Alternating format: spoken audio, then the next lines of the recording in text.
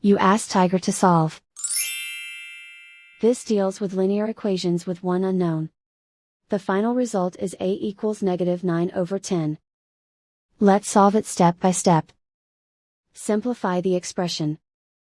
Group like terms. Simplify the arithmetic.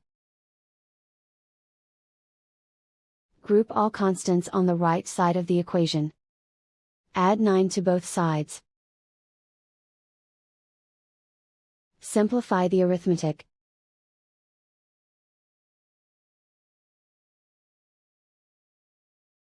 Isolate the a.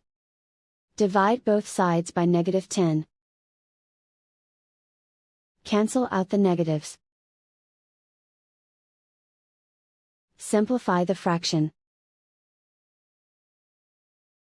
Move the negative sign from the denominator to the numerator.